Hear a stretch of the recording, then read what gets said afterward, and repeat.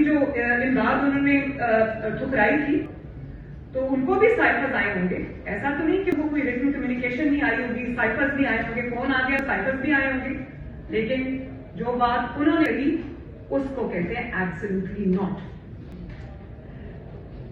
اب وہ جو لوگوں نے اس کے کہنے پر پی ٹی آئی کے کارکنوں نے ایبسلیوٹلی ناٹ کی گاڑیوں پہ اسٹیکر لگا دیے تھے, اب ان کو پوچھنا چاہیے کہ عمران خان صاحب ان اسٹیکر کا کیا کریں, امریکہ کا نام لینا ہے یا نہیں نا. اور